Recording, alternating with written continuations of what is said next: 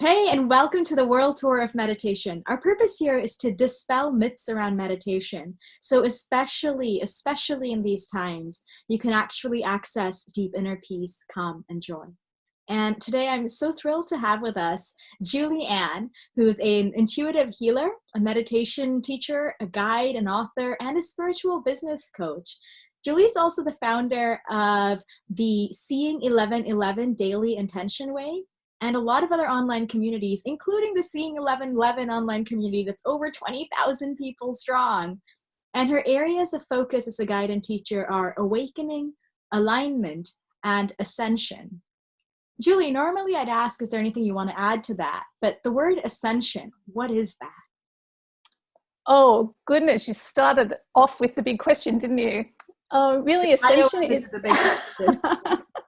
Ascension is really the process that we are going through at the moment, and as a species, as a unified race, and we are shifting frequency. Basically, a lot of what's happening in the world, it looks like it's the opposite of that, but it's really because we are raising consciousness on the planet. That a lot of, I guess, what you want to call the darkness, maybe what has been hidden, is coming to light.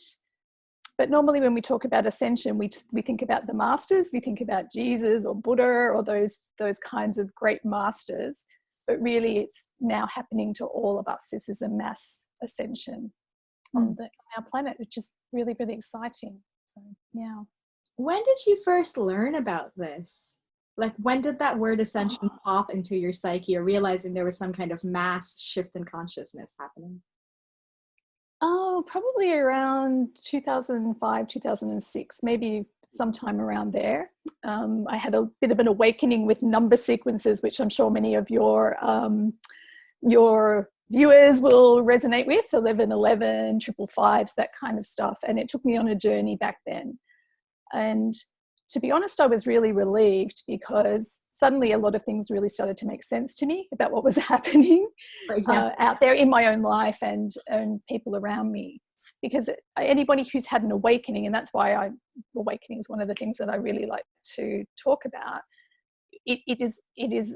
can be, quite a disconcerting process to go through. And it's really lovely when you actually find information and other people that are going through the same thing. And we all are, but we've all started doing it at different times. And some of us started a long time ago. Some people started way before me, and I'm way grateful for those people, because they were doing their work in, pretty hard times, really, to convince people of anything or to share the information. Whereas I guess when I kind of came on board, there was a bit more of a mass knowing about this, and then the energies really started to shift, especially towards 2012. So it wasn't just about believing anymore, it was actually seeing this happen and feeling it happen, which is helpful. Right? It's not just like this big belief system like, oh, the rapture is coming or something like that. It's actually the feeling of the energies changing, and finding soul group, finding students, finding clients, finding groups and community of people that are going through the same thing. So, yeah. That we're awakening to. Oh, what are we awakening to? The truth, I guess, the truth of who we really are as great beings. Like, we're not just human, we are spirit, we are eternal, all of that. And awakening to what's been hidden on the planet. So you'll be seeing a lot of that. We're seeing it already with governments, with I don't want to go down into the rabbit holes, but all of the information that's coming up, even about people like Jeffrey Epstein, that kind of stuff, what's been hidden and suppressed. A lot about the control on the planet, about who really controls things. So we're awakening to all of that. But the most important thing is, and where the focus should be, is on us awakening to our own abilities and our own knowing that we are much greater than what we appear. And that we're here on this mission. I think for me, that was the great thing. It was like, suddenly this is not, oh, just this little human life that I'm having. It's like, wow, we're here doing something really amazing at this time. And suddenly you can put up with a lot if you feel like that you're on a mission. And we all are, right? We're all on the hero's journey. So It's not something I hear from a lot of meditation teachers, that we're each, oh, we're on a mission. yeah. That's quite inspiring. Ascension kind of is a mission in a way, because the way showers, the people who have been really awakened first, I think there really is a sense of mission, of purpose. Mm. I find that really like uplifting when you say we're on a mission, because to imagine I'm on a mission, we're on a mission. It's not just going through these ups and downs and what's coming out in the media and what's like happening the world over right now. It's kind of like we've each got a mission in this. Thank goodness, right? So yeah, like I said, awakening is often not gentle and not pleasant, and every person who is already awake has been through something that woke them up, whether it's a health issue, perhaps a relationship issue. Something came along to wake them.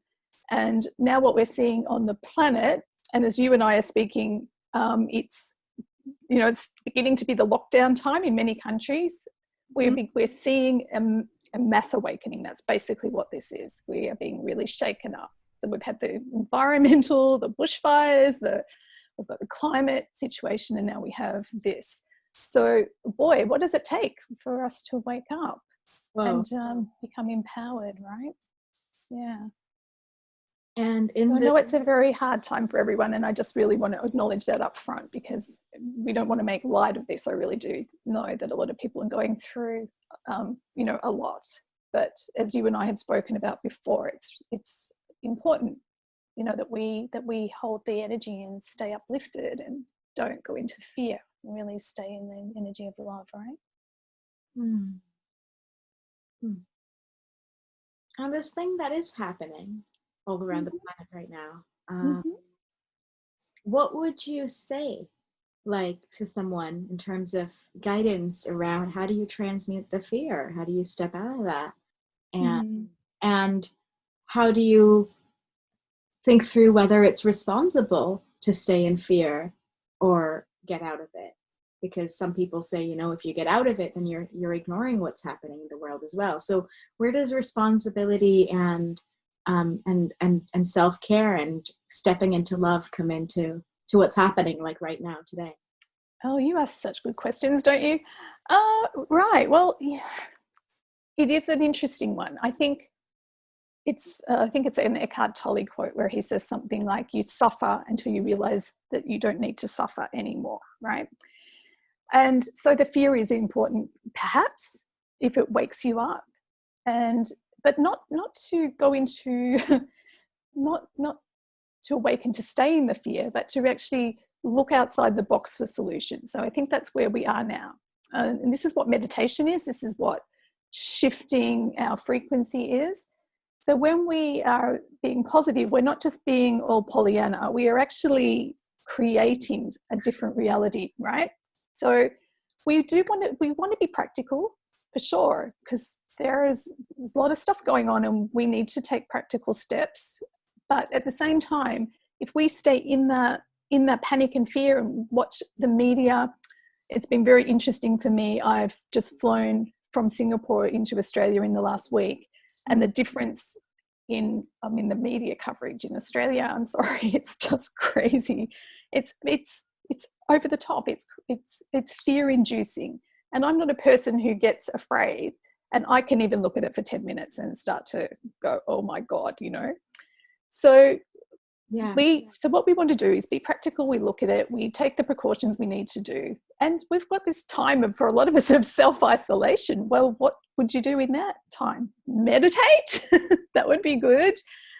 Visualize, start to get yourself back into center. Because to be honest, we can't solve anything from that state of fear. We just can't. So it's a good place to begin for the awakening, but it's not a good place to solve the problems. Yeah. I love what you just said. I know a lot of people who are right now experiencing huge degrees of anxiety and panic in this self-isolation. And then I also know people who are experiencing guilt, sort of the sense of, well, I am privileged, I am lucky, I get to do this, I get to meditate, but look at the rest of the world. That doesn't help, does it? I always think, it's what you said about people feeling the anxiety, definitely, especially a lot of people who are watching this will be empathic. And we have to be very aware that we do pick up on anxiety that isn't even ours. And then we are not helpful because we radiate that out. So the best service that you can possibly give the planet right now is to radiate calm. So do it don't feel guilty. Just know that you are actually doing something that helps. There's a lot of science around this. This isn't just the woo-woo people saying it. I mean, there's science around this now about group meditation, about the frequency of love versus force, power versus force. It's David Hawkins, I always get his name wrong, wrote a book about this. There's a lot of evidence out there that the more that we hold that space, the quicker things will shift as well. So that's another thing, is where we're looking at these projections and governments are saying it could be this and the media is saying it could be weeks, months. It's like, well, we're the creators. Look what happened with the bushfires in Australia when so many people meditated together. Surely that has had some influence on what has happened. And rain that was not predicted for so long in Australia. Australia's been raining and raining. So there's something in it. I mean, can we prove that that's what happened? No, but hey, have a pretty good gut instinct that it helped, right? So the more we come together as a group, and the more that we stay calm, the quicker things shift. The faster we awaken, the quicker things shift. I think everybody knows in their own life when they've been through their own awakening, but when you get it, then things start to move, right? Would you agree? Yeah, absolutely. Yeah. So this is something I've asked you several times before because it's something I keep forgetting, but I think it's important to bring up again here. It's easy to see how staying calm helps when you're surrounded by people. It's easy to see how staying calm helps when you're in a position of influence. It's easy to see how staying calm helps in those situations. But how do you understand that staying calm helps even if you're like by yourself, not doing anything? Well, because there is a collective consciousness that we're all connected to. And that is literally what David Hawkins was talking about in Power versus Force. He was saying that one person who's holding an energy that's equivalent to a high master like Christ, the Christed consciousness, is balancing 10 million people on the planet. Somebody like you or me or anybody who's listening to this or watching us now, and if you're holding that space of love and calm and forgiveness, you may be balancing 500,000 people. And you wouldn't even know it. You wouldn't even know it. You're not going to get a medal for it. You just, but you are doing it, right? So, you have to go and read. There's books around all of this. People like Lynn McTaggart, the Intention Experiments. There's a lot of information out there. And then there's, of course, people like Joe Dispenza who are doing all that work with the science-based approach to meditation and looking at how we shift realities with meditation. So just thinking about all of us doing that, we could create such different outcomes, right? Can you guide us through an experience? Sure, I'd love to. Okay. So I think maybe today, given what we've been talking about, a calming experience would be rather lovely, right? What you think everybody might need. Good. So wherever you are, just relax. You might be lying down, sitting up. That's fine. Just relax and just allow yourself to really sink in and take a deep breath. Good. And then I want you to just follow the breath with your mind.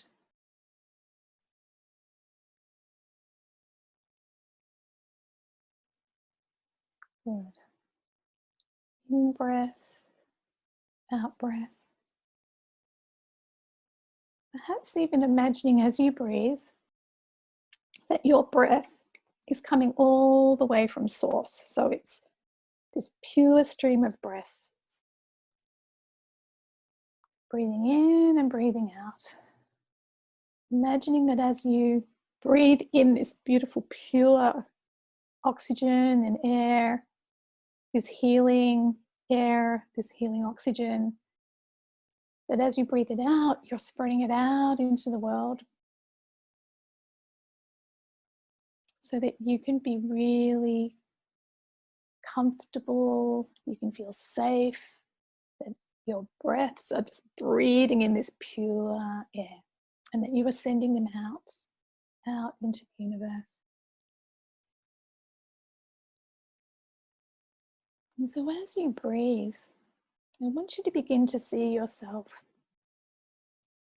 just as a beautiful beacon of light, perhaps imagining as this breath is coming in and as you're breathing out, this breath that's coming from source is just like a golden stream of energy. And you're breathing it in and you're sending it out. And wherever you are on the planet, there you are, just bringing in this breath. But there are people who are doing the same thing as you. So just imagining that everybody who's watching this interview, everybody who's having this experience at some time, that we are all connected in this now moment. And perhaps you can get a sense that there are people dotted all over the world, all over the planet. And each person is breathing in this stream of golden light and expanding it out. And as we do this, perhaps imagining, sensing, seeing, feeling, however it works for you, this golden light spreading out, out, out, out, all across the planet.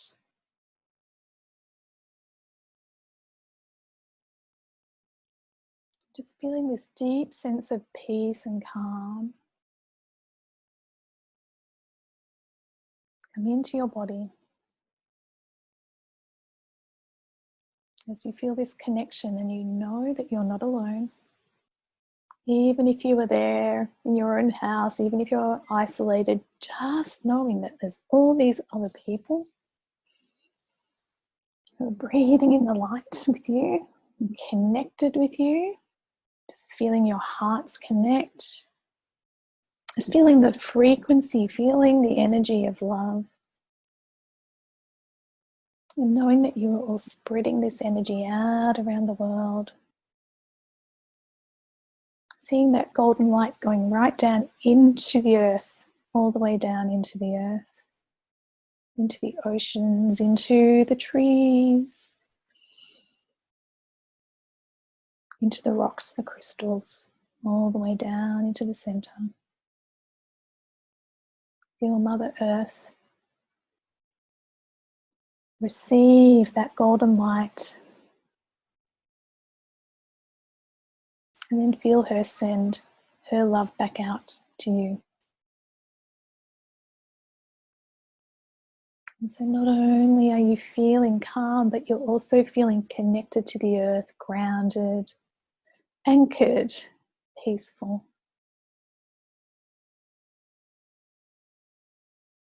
And you really know that we're all in this together. And perhaps from this place of peace and calm,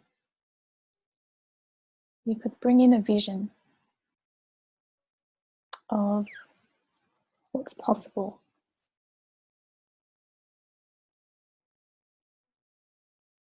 A society of love and respect, cooperation, compassion, whatever it is for you, freedom. Just bringing that vision in, holding that beautiful vision. And you might even like to just lock that vision into your heart, put your hands over your heart, hold it there. Knowing that all around the world other people are also holding a vision, and that we all get to choose. We all get to create this peaceful world. And so the beautiful thing is that when we come back into the room from this meditation, we are going to hold that energy within our hearts and carry it with us for the rest of the day, rest of the week, as long as you would like to. You can come back and watch it again. And perhaps you even felt, because it's an experience, perhaps you felt when you first connected in that there was a little bit of anxiety, and then it all started to just calm down as we all connected and this love came in. And you can't make that up. This isn't anybody telling you. This is an experience that you are having. So holding it there. Good. And then whenever you're ready, just begin to come back in. That was beautiful. Thank you, Julie. I hope you felt it. I love what you said about how you can't make that up because you actually feel the energy of love. Mm-hmm. And it sort of guides me as someone listening to you to really hone in on what is real in my experience. Mm-hmm. And that's extraordinary. A reminder to do that. I think what was also lovely is that you can feel how many people there are joining in for this series, which is really wonderful. I felt a lot of people. I don't know if you all did too, but that's really wonderful, and all over the world. Well, it is a world to us, so that makes sense, but how beautiful. Thank you, everybody. It's always your energy that does it, so thank you. It's amazing. Thank you, Julie. I just kind of want to curl up now and have a little sleep. It's so nice. Yeah. Oh, thank you. You're hey, don't feel like asking you any more questions. Well, shall I ask? That's the problem when you get into the heart. The questions don't. There's no questions anymore, right? I really that makes total sense. Another interview I did, got right into it, and I was like, just laughing, being like, I have nothing left to ask. I have nothing. And so it is. Yeah. You know, love, peace. If you feel like talking, because I don't feel like, can you tell us about Lemuria and the legend of Lemuria and everything that happened there as it's relevant to right now? And as okay. Everything. Well, what the energy that you just felt, that is the energy of Lemuria. That is the energy of love and peace, and you can feel, we're all sitting in it now, okay? We are. Can you feel it? And so some people are saying, what the heck is Lemuria, right? I'm sure most people have heard of Atlantis and the legends of Atlantis, but there was a motherland that existed long before Atlantis.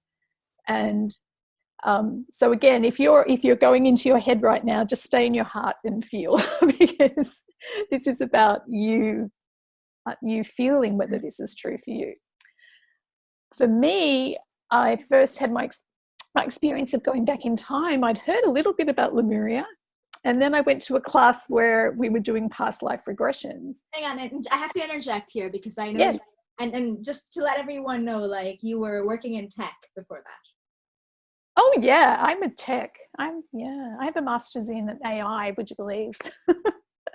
So my background is totally tech. So yes, I come from a very logical kind of brain space. So I have to have those experiences for me so that I believe. And when I first heard about Lemuria, I just thought, well, that's a bit weird, and I didn't really go down that path too much. But I had an experience, which is, that is how we learn. And I was in a past life regression class, which was called Lives of Joy, and it was a group class, and the teacher took us on a journey in a meditation. And of course, the first thing that always happens when you're in a group meditation like that is you say, I'm not going to go anywhere. Oh my goodness, what's going to happen? I'm not going to go anywhere. What am I going to say when I come back out? Yeah, we all do it. So that's why I always say to people, don't ever worry about that. Just have your own experience. You don't have to always share things. But in this particular class, I was lying there going, oh, I'm not going to go anywhere. Next thing, boom, I'm in a place, and I did not know where I was. But I could see temples. I could see myself as kind of some kind of priestessy person. And I was in a white gown, and my mind had no context for this place. So all I could feel was love, pretty much like what we just felt then. It was this unconditional love. But what I knew was we were breathing this love, and we were sending it. And it was like, oh, this is amazing, this place, right? And I got back in, and the lady who was guiding us said, so where did you go? And I said, well, I think I went to ancient Greece, because I don't know where I was. And she actually said, you were in Lemuria, when I first explained my experience. And so I went, wow, I can't make that up. I felt it. And after that, I had went there many times in regressions and meditations. And so it's the civilization, it's the motherland. A lot of the stories that we hear are about Lemuria. And we are beginning to find, carbon dating, all of these things are finding much older structures than have ever been. We thought civilization started, 6,000 years ago? No. This is not. This is part of the awakening, is to realize the truth of what we have not been told or taught, right? So we're getting evidence for these things as well now. But these ancient civilizations were there. There were cataclysms. And at the time of Lemuria, we were in this energy, and the cataclysm that happened at the time of Atlantis spiraled down the energy, so that we ended up in what we call third dimension, which is duality. Right, it's the field that we've been all living in for the last 13,000 years or so. Sorry, what is a cataclysm? A cataclysm, like a big earth, like tsunamis and earth sinking down. So some things we know for sure, and one is that, for example, the Andes Mountains in Peru were formed around 13,000 years ago at the time of a great cataclysm. Lake Titicaca, which is one of the most sacred places on earth, was actually ocean that was lifted up into the mountains. It was actually salt water. And so we know that these things happened at that time. And the stories of Lemuria, there were many manifestations of Lemuria, many ages of Lemuria. So we have stories about Hawaii. So the islands of Hawaii are said to be the mountains of Lemuria, or Mu, the motherland. So there's all these stories all over the planet. But we can get really fact-based about all of this, but really what happened is, halfway through a 26,000 year cycle, which the earth goes through all the time, we fell. Our frequency fell down. At the time of this cataclysm, there was sort of a misuse of power and energy, sort of nuclear energy, and we fell down into these lower dimensions. So we knew that we couldn't rise back up until around 2012, when the earth came around to this we're going through what we call the photon belt, which is this higher frequency energy. So we had to wait until then. So that's about what the mission is about. Many of us are souls who are back here because we had to be here for this time on the planet. We couldn't raise the frequency until we went through this particular photon belt. And many people know about 2012 as being the end of the Mayan calendar, right? Right. Which was the end of that Earth cycle and the beginning of the new cycle. So we pretty much started that process. Well, it started 25 years before 2012, but we have been working through it. And then since 2012, it's been really full on for most people because we are kind of catching up energetically with that shift. How is that relevant for what's happening right now? Or we're going through it. I mean, the awakening is happening because the frequencies are shifting on the planet, which means you can't live in those lower frequencies very easily anymore. And this isn't, again, just woo-woo people talking about it. I mean, it's measured. We're seeing measurements of this happening via many indicators, but one of them is a thing called the Schumann resonance, which measures the Earth frequency. And the Earth frequency didn't shift for a very long time. It was 7.83 hertz for the longest time. And around 2017, it started to spike. And now I'm going to get the technical stuff wrong, so I don't want to do that. But the amplitudes of the Schumann are coming up to around 160, 170 over the past weeks and months. And we feel it. I mean, it's strong. So this is the Earth shifting. She is shifting her frequency. And it's hard to live in that frequency if you are not shifting yours as well, right? So all of these awakening things that we are going through are asking us to do that, just to catch up with that energy and bring that into our own lives. Yeah. How do we catch up with that when we look on the news and we see that the world doesn't seem to be in that? Like don't watch the news. but what I'm getting at is more like there seems to be an outer world and an inner world, or maybe there's sort of different things going on. And how does someone who's listening to this know, okay, how do I navigate all of this? Because it's a little complicated. Yeah, I know that. I did explain that a little bit more complicated than I meant to, but this is why alignment is a big part of it. This is why one of the words that we talked about earlier, because as actually we didn't. We spoke about awakening and ascension. We didn't talk about alignment. You mentioned the word, but we hadn't talked about alignment. But go into it. But we did talk about being calm has a huge effect on the planet, right? So when we talk about alignment, sometimes people talk about being positive or meditating and all of that stuff as being, it's not being useful, right? There's a lot of. I want you right now, if you're willing to help debunk some popular myths we have about meditation. Oh gosh, like tell me which myths are these? Whichever ones you're about to go into anyway. No, well, I think there's a bit out there where, people send love or send light and there's a little bit of an eye roll from the community, like you could send money, you know what I mean? Whereas really sending love and light, that is helpful. Meditating is helpful. Your personal alignment is helpful. We could get into a really big discussion about this, but in the end, it's about you following your soul, where your soul is kind of leading you.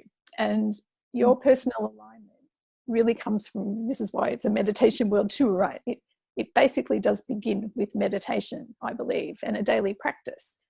So we have to practice ourselves where to focus, because where we focus is where all our energy goes. So you were right, there is that inner world and there is the outer world, but the inner world is what we're creating. Do you remember when we went in and we all held the vision? Yeah. Together, that is real. Law of attraction. Some people say it's not a real thing. Of course it's a real thing. It's a law of the universe. Like where we put our focus and our energy is what we are going to create. So it's okay to watch the news, sort of, but not if it upsets you, especially if you really are a very empathic person. Perhaps choose what you're going to watch. Just get the information you need. Don't sit there for hours watching it, because it's just going to upset you, right? So focus. But if you begin the day with meditation and really aligning yourself, what you will attract into your experience will change anyway, and you probably won't see all of that news, right? So it is tricky. It's more tricky now than it's ever been. I would say right now, today, this last week, it's very tricky because we are just being bombarded. It is a reality that is out there. But I saw something from a spiritual leader, a lady named Amanda Lawrence, where she was more or less saying, go out there into that world, do what you need to do, the illusion, she calls it, and then come back in. It's like come back in, right? So you go, you buy your groceries, toilet paper, get your pasta, whatever it is, and then come back in and create the next thing. Where we focus is where our energy goes, and where our what is the famous quote? Where attention, oh God, I'm not going to get. Where attention goes, energy flows, right? So we need to be really aware of that.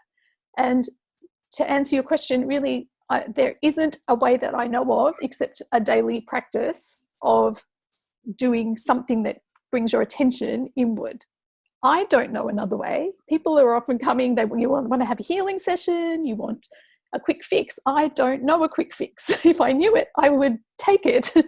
But for me, the quick fix is you have to do your work. You have to do the inner work, and you have to quiet the mind and come into the heart, because the solutions are there, right?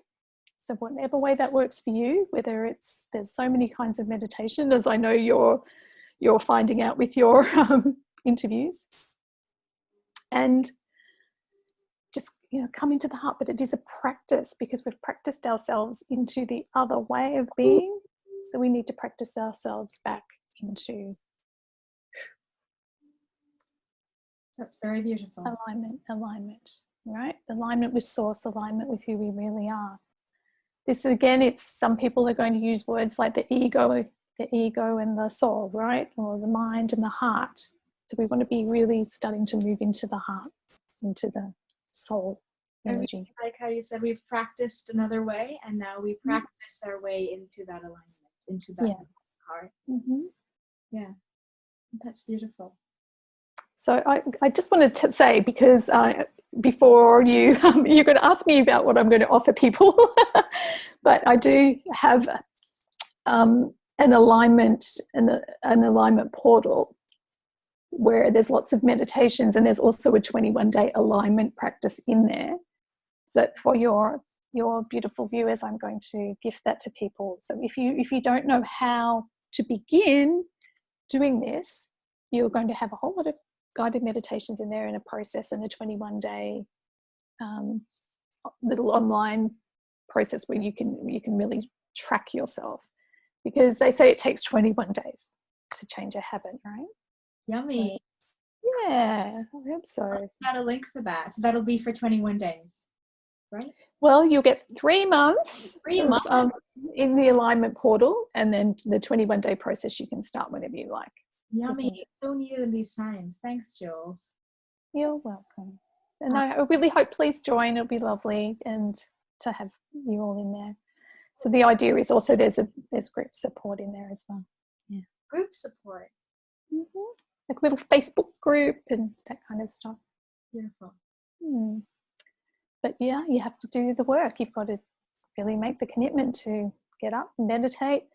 And I'm sure everybody that you've interviewed has said, people go, but I can't do it, and it doesn't work for me.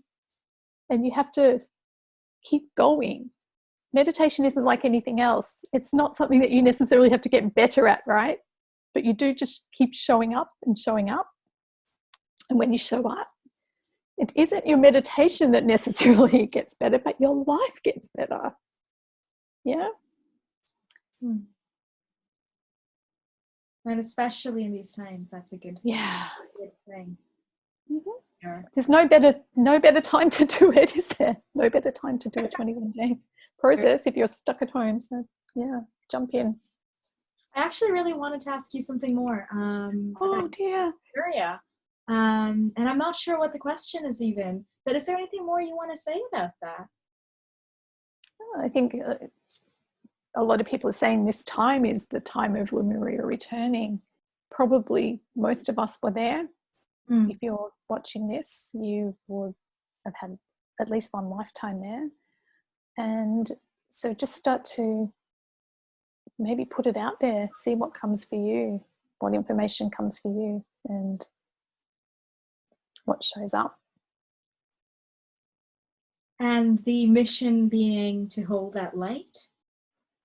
Well, the mission has been to bring the frequency back up. Yeah, there's more to it. We're having a lot of what people call ascension symptoms, right, in our bodies.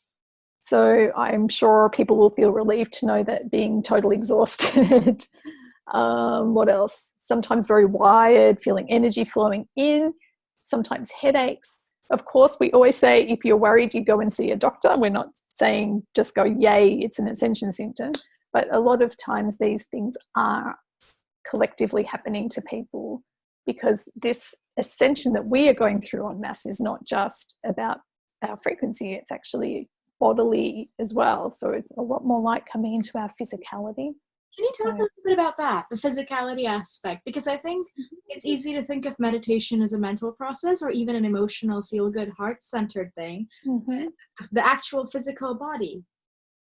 Can you speak? Yeah, yes, of course. I mean, I think it's fairly well known among the yogis and gurus, and now with people like Joe Dispenza as well, with the science that when we meditate, when we become very aligned in the body, that we activate all kinds of chemicals in the body. So the endocrine system, there is a response in the body, and of course Joe Dispenza is showing the healing properties of that, right? A lot of people are healing from so many different illnesses and diseases, but we can also use this energy to really lift our frequency and move more into this light.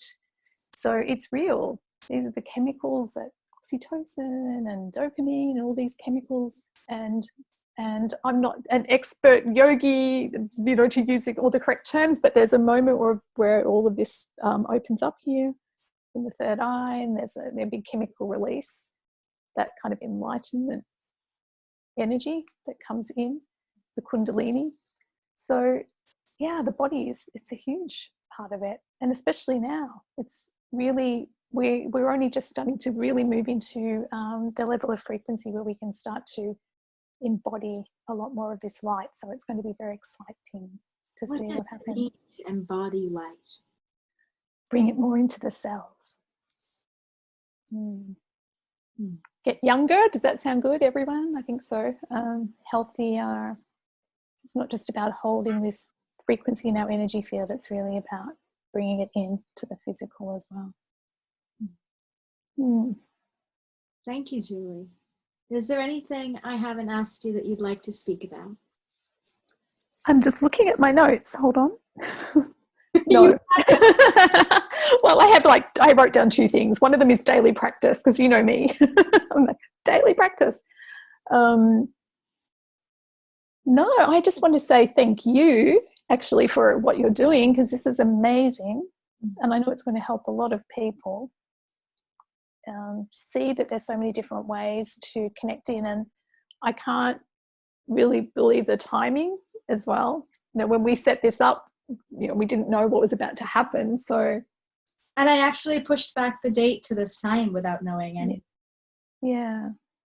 So it's important. It's really important work, and great. If everyone's sitting at home, please just start meditating if you're not meditating, and have your own experience. You don't have to listen to anybody else. I think it's just have your own experience, right? And in full disclosure, thank you, Julie, for speaking about Lemuria, but full disclosure to everyone else watching this, my entire inspiration to put this entire show together came because I was over in Bali, sort of thinking about Lemuria, visiting these places that a lot of people say are these old Lemurian sacred sites.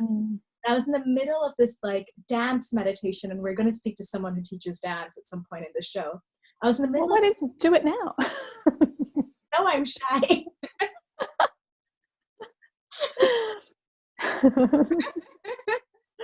was in the middle of this dance. Oh shush! I was in the middle of this dance meditation, and suddenly, I just had this flash of inspiration. And by that, I mean, I saw in my mind's eye this monkey chasing this orange ball of light.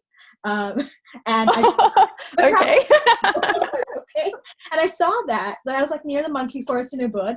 But like, I just saw this monkey chasing this orange ball of light, and I was just like, oh, like world meditation, duh.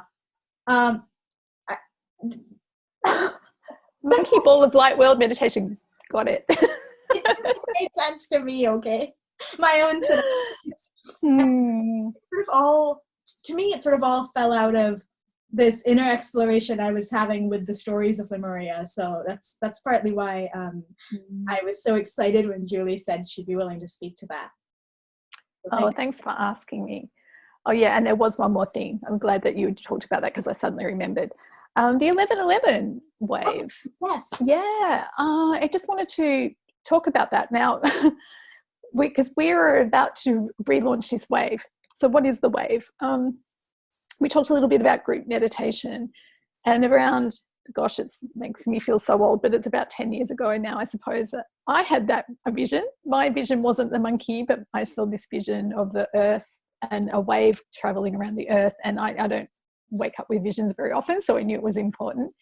And this wave made total sense to me because it was to do with the 1111 energy. And we were coming into 2011 just when I saw the vision. I think we were a year before that. And what it was about is, well, this is something that connects us all around the planet. So many people see the numbers 1111. More and more people are seeing, even now, awakening. It's an awakening number, awakening code. But the beautiful thing about it is there's a lot of energy around making a wish when you see 1111, or going into peace or breath for a minute. And so the whole idea of this wave was really to have people hold a vision as the wave went around the planet, so you can feel it sort of. It's just this beautiful wave of energy that's always traveling every day. And we did that on the 11. It was massive all around the planet. So many different people were doing this. And my favorite thing on the day was the Twitter feed, where they actually showed all the tweets that went across the planet, like 1111 on 1111, right? But at the time we're in now, where so many of us are isolated, it feels important that we have something that really connects us, especially if, say, your internet just happens to go out for a day or something like that. There is this, a way that you know that you can feel, that you feel the group energy. And so we're looking at launching the wave again. It might be launched by the time this comes out, and it will be with my community and lovely lady Jessica Regan, who's got a huge community called the 1111 movement with hundreds of thousands of people in there. And so we will be looking at launching, and I'm sure other people will join us as well, just to create this very simple, it's a simple way of connecting, isn't it? Because so many of us see it. Even if you don't see it, you can set your alarm, or you can. And I think that's totally palpable in these times, because a lot of people I'm speaking to, regardless of whether they're coming from a place of like love and alignment, or, oh no, what's happening to the world right now, no matter where they're coming from, there's a sense of real connection to everyone else in the world. It's sort of like, I keep hearing people say that, like, it's almost like the whole world has come together. Yes. And we want to look at the things that unite us, right? The things that really do. And I think there's been a lot of group meditations, which is fantastic. What I love about the 1111 wave is that it's constant. So it's, once we get it going, it's every day. Okay. So it's a nice way to just stay in the field and be in the love. That sounds delicious. It does, doesn't it? I'll have to do it now because I've said it. And I'm sure people will be waiting for it. Yes. And between that and the alignment portal that you're offering, I think this is going to be so delicious. I'll send out those links, definitely. Thank you so much, Julie. Thank you. It's been a lot of fun, and I really appreciate it. Thanks, darling. Real pleasure. You're amazing. Thank you. As is everyone. And great questions. Thanks.